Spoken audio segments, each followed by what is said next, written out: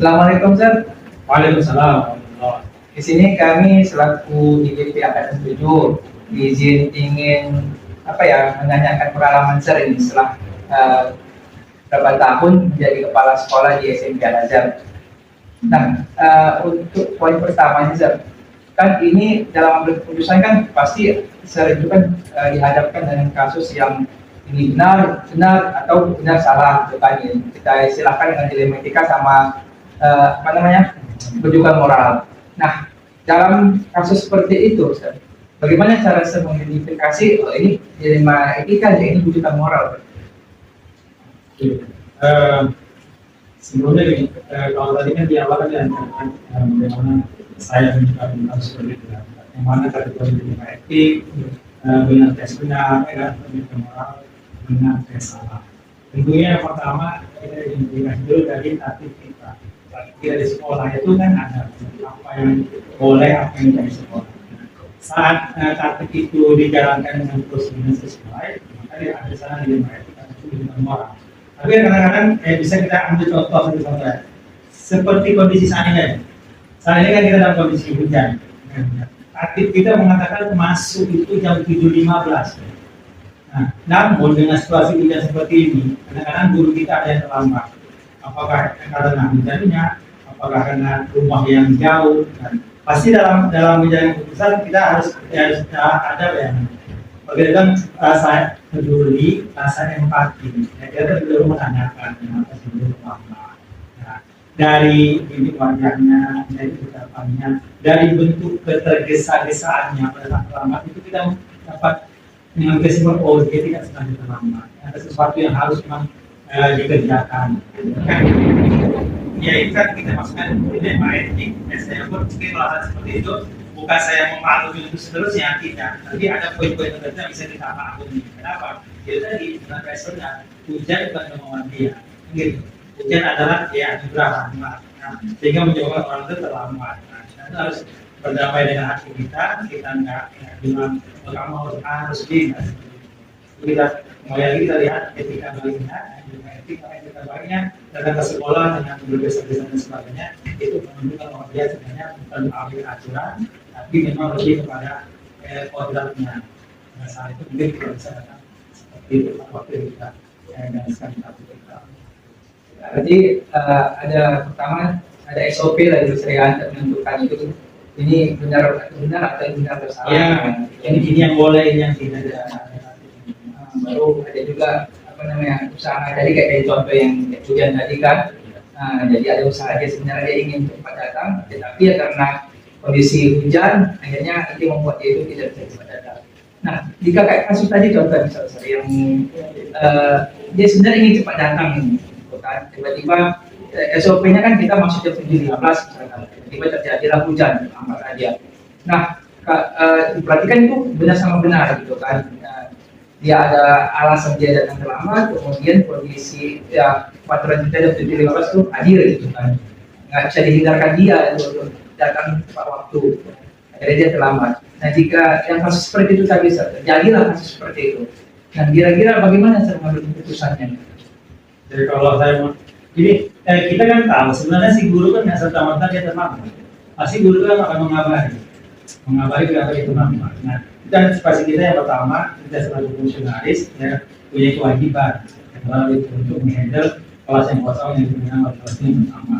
Yang kedua dengan menghimbau guru-guru yang dekat dari sekolah, apakah itu tiket, guru BPS yang lain yang tidak mengikuti kelas, untuk mungkin berempati atau peduli terhadap kondisi kita. Mungkin itu langkahnya. Sembari nantinya kalau kita obrolkan sama guru kita, sebisa mungkin bagaimana cara kita terjadi perlambatan, walaupun musimnya hujan atau yang lain-lain. Kita perlu kerja sama tim. Kan? Iya, bukan kita Baik. Ada lagi yang ingin Miss tanya? Jadi Pak, kalau dari saya nih Pak, tadi kan selain dari tadi saya SOP kan kita juga mempertimbangkan hal-hal yang lain ya, kayak dalam guru ke sekolah atau bagaimana ini wajib. Berarti kalau melakukan pendekatan personal juga ya Pak. Nah, Bapak punya langkah-langkah khusus atau prosedur khusus nggak yang Bapak gunakan? Apakah ada langkah-langkahnya yang secara khusus atau mungkin Bapak ambilnya on the spot aja gitu? Sebenarnya gini, kalau masalah itu ada sih kayaknya. Ini menurut saya, Ya. bukan sok pede kan.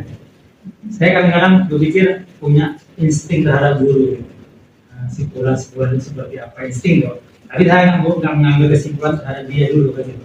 Maka saya kawani orang terdekatnya. Contoh misalnya kasus saya si A terlambat. Nah, saya nggak menjudge dia terlambat itu karena telah bangun dan sebagainya. Tapi apa kondisi dia? Saya harus tanya. Ya rekam jejak dia saya tanya. Apalagi saya selaku orang baru, ya kan, dia sih Medan. Walaupun saya stok lama 2005 di SMP, tapi kembali dari SMP sebagai kepala sekolah tahun 2019. Jadi berdasarkan pengalaman, pendekatan, ya saya adakan itu, dilakukan itu karena ingin tahu seseorang itu ya kenali dari apa temannya, dan nggak mustahil kita kenali juga dari apa kompetitornya, bukan musuh ya kompetitornya. Jadi sebenarnya strategi itu saya tanyakan juga, kenapa sebulan seperti ini, kenapa dan sebagainya. Satu. Yang kedua saya nggak hanya melihat gini sih sebenarnya. Yang saya perhatikan kompetensi.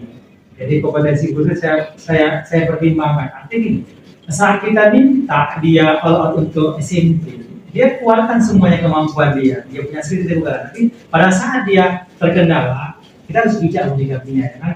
Jangan gara-gara 1000 kebaikan diakibatkan satu kesalahan yang 1000 hilang. Ya. Jadi kayak saya guru matematika, kalau misalnya di papan tulis 1 kali 1, 1 kali 2, pas giliran saya salah di ujung, yang 9 itu nggak dikagumi orang, tapi begitu saya salah terakhir diketawai, itu kan nggak fair sebenarnya. Jadi model-model seperti itu sering saya lakukan, walaupun kesannya mungkin dari beberapa kepala sekolah yang seirama dengan saya, mungkin kesannya lemah gitu kan, apakah terlalu tegang rasa tipe selera mungkin, tapi tetap itu prinsip aku adalah aku apa jadi dia. Nah, aku belum tentu lebih baik dari dia pun belum tentu lebih baik dari diriku kan itu ada mungkin. Itu Miss Bulan ya namanya. Ya, Miss Bulan. Oke Pak, jadi menurut Bapak apakah hal tersebut itu efektif untuk setiap pengambilan keputusan yang berhubungan dengan dilema etika, atau adakah hal lain yang Bapak rasa efektif untuk mengambil keputusan yang berhubungan dengan kasus dilema etika ini? Kalau efektifnya gini, kalau sebenarnya efektif orang yang mengukur. Jadi apakah tindakan kita itu berbuah yang sama dengan rekan-rekan yang lain? Artinya mengikuti bisanya dan sebagainya. Kan bisa jadi contoh, nggak apa-apa sih, sesuatu nggak marah dan sebagainya. Sebenarnya bukan itu. Jadi kita bisa kasihkan pemahaman. Kita kan di SMP punya rapat ya. Setiap minggu di hari Jumat pertama, kedua, ketiga, keempat ada rapat supervisi, ada yang sebagainya. Kita bisa sampaikan. Yang dicontoh itu kan hal yang baik, bukan hal yang jelek. Kita udah S1, S2, punya pemikiran masing-masing. Jadi kita ambillah yang terbaik dari rekan kita, bukan mencontohkan jelek. Itu mungkin satu sosialisasi kita. Yang kedua kita pahamkan kan, kondisi guru yang punya masalah ini kepada rekan-rekan kita. Bukan berarti kawan-kawan itu harus menyontoh dia, gitu kan? Karena ada sih kalau kita dengan settingan enak lah, simpulan bisa seperti ini karena ini enggak. Jadi itu tantangan kita ya. Tantangan kita untuk apa? Mendudukkannya. Ayo kita buka mata yang lebar, jangan berpikiran sempit. Nah, coba jangan fokus pada salahnya, coba fokus pada kelebihannya kan gitu. Sering kita ini kan fokus kepada keterbelakangan, kesalahan, fokus pada kelebihan. Contoh, saya punya anak 3. Kalau seandainya kita tahu potensi anak A, B, C, ya, lalu kita tahu kekurangannya apa. Kebanyakan orang tua itu apa? Fokus pada kekurangannya. Dia tidak pintar matematika, dileskannya matematika. Akhirnya apa? Semua ada pada tataran rata-rata. Dia jagonya menggambar, kan? Seharusnya yang dikejar menggambarnya, matematikanya seadanya. Apalagi pendidikannya mau merdeka sekarang kan, merdeka belajar. Berdasarkan minat dan bakatnya. Jangan kita paksakannya di matematika, kita leskan matematika, sehingga apa? Yang menjadi hobi dia, yang menjadi kelebihan dia, nggak kita asahin sia-sia. Nah, jadi kita banyaklah cara kita untuk mendudukkan sebagai guru-guru, mungkin kita kasih pemahaman dan kita yakin sebenarnya dari hati nurani guru itu sebenarnya paham akan itu. Cuma ya tetaplah manusia ini kan rambutnya sama hitam, ada artinya siapa yang tahu. Yang jelas mungkin dari saya di SD dulu pun kalau sekolah sampai SMP ini saya tetap laksanakan itu, walaupun ada plus minusnya masing-masing. Mungkin itu Miss Murah. Mungkin pertanyaan yang mau ditanyakan Mungkin saya. Oke. Baik, jadi Ini mesti dia ya. enggak Pak, benar, Pak. Jadi selama Bapak memimpin nih sebagai kepala sekolah pasti sering membuat keputusan ya Pak terkait dengan kasus-kasus penerimaan etika tersebut. Nah, adakah seseorang atau faktor-faktor apa sih yang selama itu mempermudah Bapak dalam membantu untuk mengambil keputusan dalam kasus-kasus yang terkait dengan dilema etika tersebut? Kalau kita bilang mempermudah kan kita ada tim ya, kita ada tim, ada OKASEK, bagian kesisuaan dan lain sebagainya. Mungkin kita diskusi, memutuskan sesuatu itu kita diskusi dulu. Nah, kita timbang-timbang lah. Nanti kan masukan dari OKASEK A, bilangnya seperti ini, OKASEK B. Lalu ya, saya dengan logika saya mungkin ya, seperti itu. Karena ini kan di luar ya. Kita nggak tahu SOP-nya, tahu ini kan gitu. Tapi kan keadaan ya lain, keadaan berbicara lain. Dan itu pasti bukan maunya guru, gitu. Karena dia merasa pun di posisi yang benar. Contoh kasus lagi gini, ibu udah menikah. Nah, ibu kan banyak kewajiban juga di rumah, melayani suami, menyiapkan makan dan sebagainya. Nggak jarang juga ibu mungkin telat bangun kesibukan itu sehingga telat pergi ke sekolah. Nah, tapi yang bisa kita lakukan ini tadi, ya. Pertama tentu kita duduk sama, ya kita bahas, Bu, ini loh terkait kita. Lagi-lagi kan kembali kepada ibu. Kalau ibu dengan menanggapinya nyantai jalan ke sekolah itu kan memang sengaja. Tapi kalau ibu dari sana pun dari parkiran udah nampak tergesa-gesa agak seperti lari dari kecil ada sokongan marwah, itu kan kita tahu bahwa itu memang bukan kesengajaan, tapi dua fungsi yang harus ibu jalankan selaku ibu rumah tangga dan selaku ya staf pengajar di SD Medan. Tapi lagi ya, kita sering bilang kata sama guru dalam seminggu ada 6 hari, janganlah 5 hari terlambat 1 hari. Ya, nah, itu aja. Artinya plus minusnya Bapak Ibu pasti tahu porsi seperti apa. Sisanya kami mungkin yang menghandle di sini. Kan terlambatnya pun nggak jauh-jauhnya. Bapak Ibu jangan menyangka keterlambatan ini luar biasa, kan gitu kan? Ini keterlambatan ini cuma apa? 1-2 menit dari yang digariskan. Ya, tidak sampai ya, bermenit-menit dan sebagainya.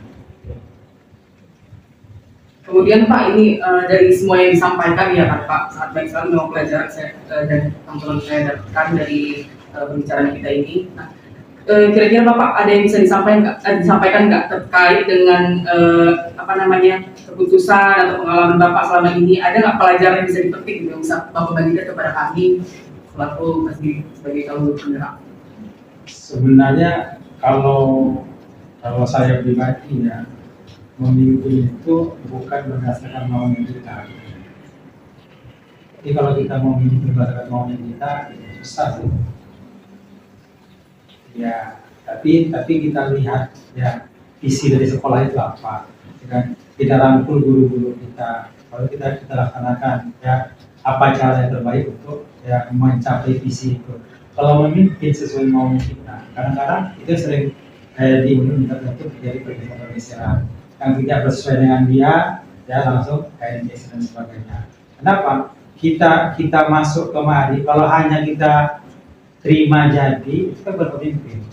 Tapi kita berusaha kemana? Yang menemukan, ya berlian di guru-guru ini. Ya. Jadi kita kasih tantangan untuk dia, supaya dia mau membuka diri. Kadang guru-guru kita ini punya potensi, tapi dia tidak mau membuka diri. Ya, punya potensi tapi dia tidak mau membuka diri, entah apa dasarnya, mungkin dia punya pengalaman traumatik dan sebagainya, ada kesan tuh kalau nanti kalau saya buka ini saya ini sembuh atau apa dan sebagainya. Padahal tidak sih seperti itu sih. Setiap yang kita buat itu akan balik lagi ke diri kita. Perbuatan yang baik akan baik kepada diri kita, perbuatan yang jelek pun akan menghasilkan kejelekan untuk diri kita. Jadi seperti itu aja. Jadi kalau saya nggak berdasarkan nafsu mimpinnya, nggak ikut ego, tapi bagaimana kita punya titik temu antara keinginan kita, keinginan sekolah, dan keinginan guru bisa kita kombinasikan menjadi keputusan yang memang bisa berterima di semuanya. Itu mungkin susah sih, cuma enaknya dia apa ya? Dia omong aja. dalam praktek agak apa juga. Iya. Terima, ya, terima kasih banyak Sir. Ini ada banyak pengalaman yang kami dapat dari. Tapi belum menyentuh apa ya? Rujukan moral ya. Nggak pakai ke situ saya. Nggak pakai ke situ. Fokusnya memang ke dilema karena kan kalau rujukan moral kita bisa pasti ya, bisa tahu oh ini salah, ya kan ini benar, yang sulit itu dua benar itu yang sulit. Tapi tadi pas saya sampaikan ada satu poin yang memang saya ini memang betul nih seperti ini kan. Banyak menjadi pemimpin itu tetap harus ada pedoman sama prinsip gitu. Yang itu ketika ada masalah, prinsip itulah yang bisa kita pedoman itulah yang bisa kita rujukan. Kayak tadi saya bilang ada visi sekolah gitu. Kemudian ada apalagi tadi tata tertib sekolah kan. Itu ketika di kasus misalkan dilematika itu bisa kita pedoman kita ya di situ gitu kan. Pertama juga mempertimbangkan personal pribadi guru lah dan selaku yang dipimpin. Terima kasih sebanyak sudah yang kami dapatkan pengalaman dari Sir. Semoga ini nanti kedepannya kami selaku guru penggerak minimal kami jadi pemimpin pembelajaran bisa kami terapkan di kelas gitu. Dan nanti jadi guru besarnya juga bisa kami terapkan di sekolah. Terima kasih sekali lagi Sir waktunya. Ya, semoga sehat dan dikasih Allah kekuatan untuk mengemban amanah ini. Semoga sukses ke depannya. Amin. Terima kasih. Nanti 3 bulan ke depan C-nya hilang menjadi GP. Amin. GP cara guru penggerak, dan C jadi guru penggerak. Oke. Terima kasih Sir. Sama-sama. Dan assalamualaikum Sir. Waalaikumsalam warahmatullahi wabarakatuh. Ya.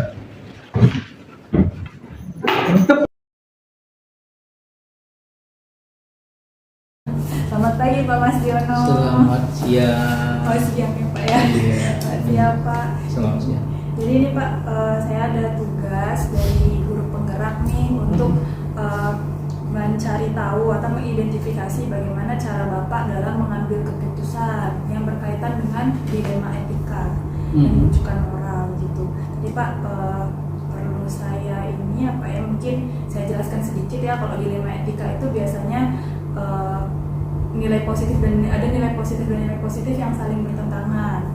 Nah kan kalau rujukan moral itu memang jelas ada satu nilai yang positif, satu nilai yang negatif. Jadi saya mau bertanya kepada Bapak, ada 8 pertanyaan yang berhubungan dengan pengambilan keputusan dilema etika dan rujukan moral. Bapak bersedia ya Pak ya? Siap. Selanjutnya ya Pak, Bapak selama ini kalau ada kasus nih, Bapak bisa tahu ini kasusnya ini termasuk ke dilema etika atau rujukan moral itu dari mana Pak? Dari setiap bulan kita ada ya satu supervisi namanya. Supervisi itu dengan kepala sekolah semacam kayak rapat ya. Di dalam rapat itu banyak kita temukan temuan-temuan. Semua guru kita mintakan berupa suatu pendapat, mintakan refleksi lah ya selama dia mengajar dari 1 minggu itu apa yang didapat sama anak-anak ya kan, kemudian apa masalah yang dihadapi. Nah kemudian temukan masalah yang dihadapi itu gimana cara solusi mengatasinya.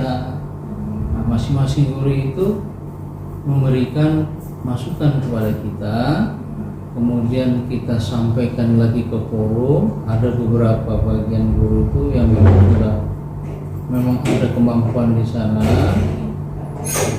Pertama sekali masalah dimunculkan, bagaimana cara mengatasinya, cara penyelesaiannya, kemudian kita minta pendapat dari guru-guru yang lain. Seperti itulah sehingga sampai mengerucut satu jawaban, oh begini cara penyelesaiannya, seperti itu.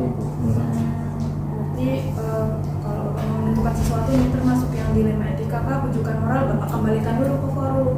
Lalu nanti hasilnya kalau ada mengerucut, itulah yang apa yang Bapak ambil seperti itu Pak, ya. Jadi dengan kita rembukan dengan guru-guru tersebut, maka dapatlah solusi sehingga kita dapat membawa anak kita mengikuti berupa satu pertandingan tari itu. So, berarti selama ini langkah-langkah yang Bapak lakukan itu selalu mengembalikan ke forum ke forum, ke guru-guru gitu. Nggak bisa kita ambil satu kebijakan sendiri gitu. Pak, Iya. kalau di sini Pak, supervisinya itu berapa, apa ya, saya kalau kita bilang frekuensinya itu berapa lama? Sebulan sekali kah? Seminggu sekali? Yang pastinya tidak kurang dari 2 kali. Pertama Dua kali MGMP per minggu atau per bulan? dalam 1 bulan itu 2 kali. Minimal itu ya Pak ya? Iya, itu minimal. Emergen kadang-kadang ada sesuatu yang mau dibicarakan, bertemu di sini di kantor saya gini. Semua guru Pak? Iya, semua guru di sini. Orang guru kami pun nggak banyak kan, 8 orang kumpul di sini, kita bicarakan untuk menyelesaikan masalah yang kita hadapi itu bagaimana. Seperti itu. Oke. Selama ini ada nggak Pak tantangan apa dalam mengambil keputusan gitu? Kayaknya apa ya tantangannya kok yang Bapak rasa sulit atau Bapak rasa mungkin apa ya agak-agak butuh perhatian khusus gitu? Apa tantangan dalam mengambil keputusan? Tantangannya pada saat kita mengambil keputusan itu, kalau secara pribadi kita lemparkan ke audien atau ke teman-teman, banyak yang artinya banyak yang tidak setuju, atau mengalami hambatan itu berarti kan. Ada satu keputusan. Jadi bagaimana caranya? Maka macam kami ini sebagai fungsionaris, akhirnya pada saat kita mau menentukan waktu yang akan kita jalankan itu berkaitan dengan masalah PMO, itu harus berembuk dengan guru-guru sehingga bisa mengambil satu keputusan hari ini jam sekian. Namun ada satu keputusan yang harus saya tegaskan, bahwasanya apabila kita memberikan ketentuan yang sudah kita sampaikan harus ada respon, tidak direspon, maka di situ saya mengambil satu keputusan harus dijalankan. Akhirnya ada sesuatu yang seperti itu, misalnya Bapak Ibu sekalian, kita diminta untuk menentukan kapan pertemuan dengan pelatih ahli kita. Kalau menurut saya di tanggal hari sekian, tanggal sekian gitu kan. Hari ini tanggal sekian dan jam sekian. Tak ada yang respon. Saya tunggu sampai nanti siang. Kalau tidak ada respon berarti ini keputusan kita bersama harus kita ikutin ya. Nah seperti itu. Itu harus jalankan. Kalau enggak saya marah seperti itu. Iya, berarti Iya. Bapak buat keputusan tapi sebenarnya dikembalikan dulu ke forum. Tapi kalau emang nggak ada yang respon berarti keputusan Bapak ya? Iya, jadinya.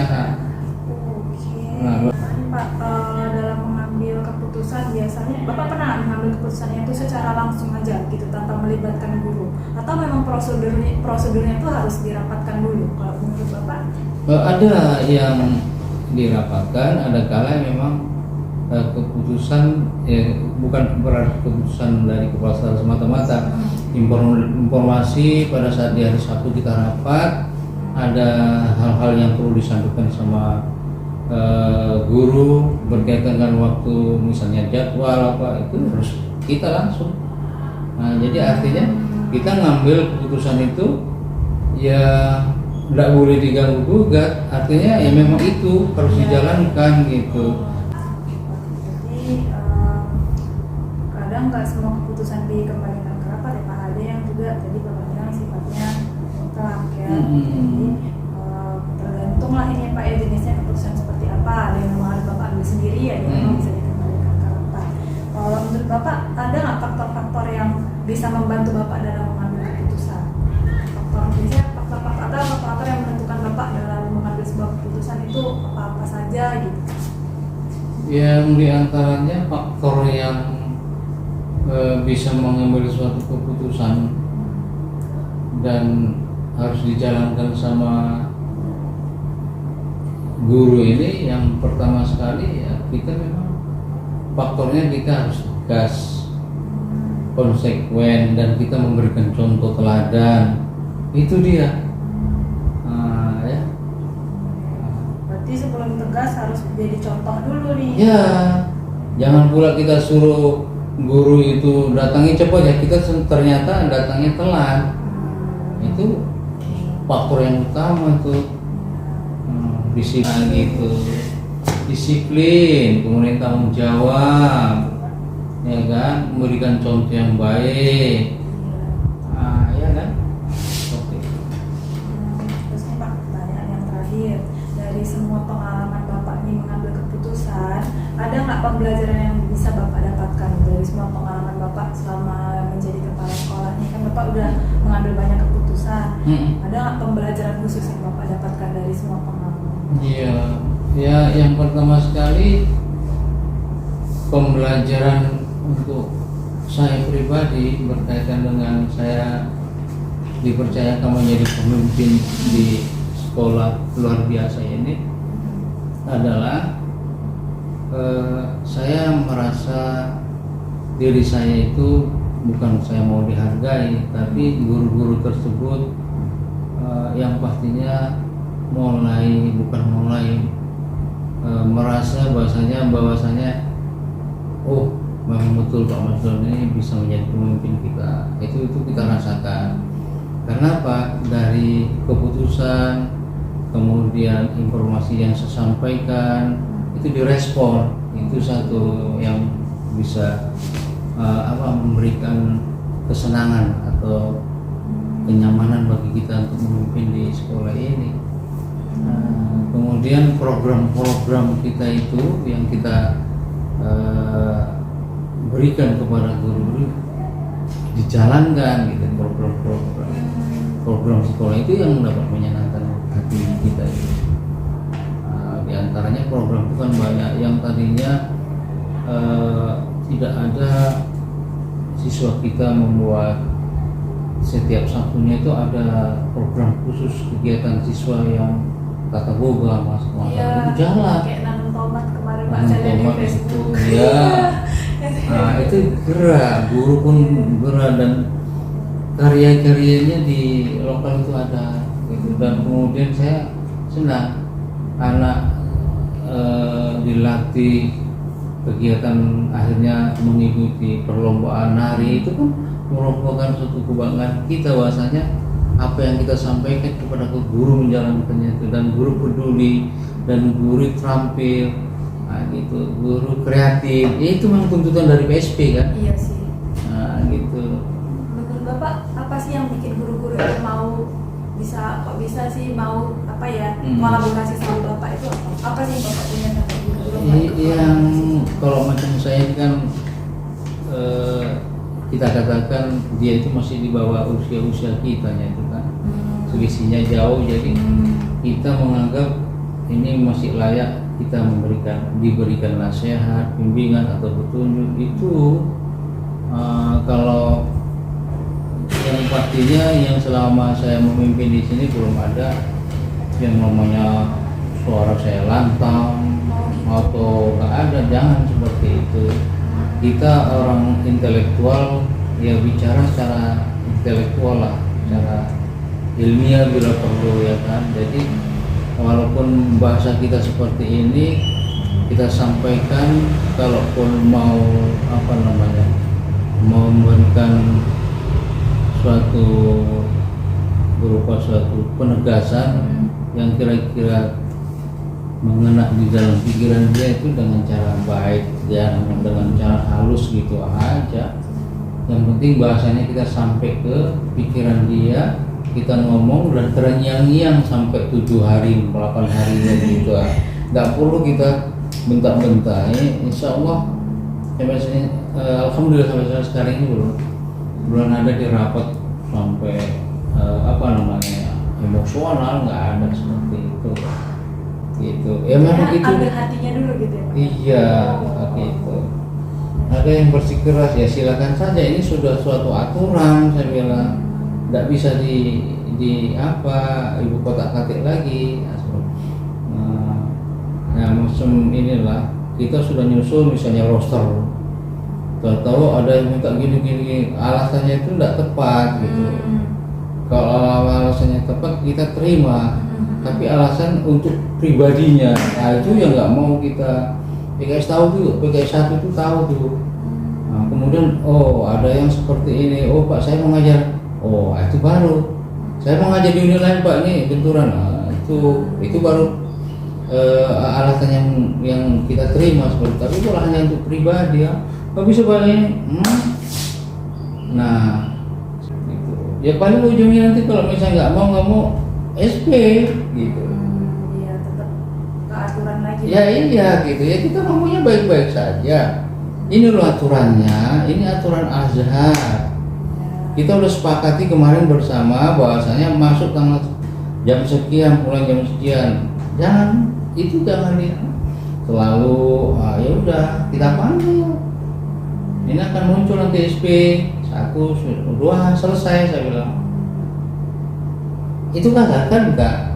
Karena kasarnya ngomong saya itu dari yang kita amati ada yang seperti itu nggak boleh. Sebetulnya nggak kata seperti itu udah aturan gitu. Iya. Kita harus juga kasih aturan ya Pak ya. Karena kita sudah ambil suatu kesepakatan itu aturan aja, jangan dilanggar kalau udah itu merupakan satu kesepakatan bersama. Nanti pendekatan personal dulu. Kalau memang pendekatan personal nggak mempan, balik lagi ke aturan, balik ke aturan yang tegas gitu ya. Iya. Itu Nora. Oke Pak, udah selesai nih Pak pertanyaannya. Terima kasih banyak Pak Udah. atas terima kasih Pak, ini udah direkam juga. Oh iya. Terima kasih Pak Mardiono. Oke ya, Terima kasih atas sama-sama. waktunya. Mudah-mudahan bermanfaat. Amin ya Rabbal Alamin ya. Permisi dulu Pak, selamat Iya. menunaikan ibadah puasa Pak Insya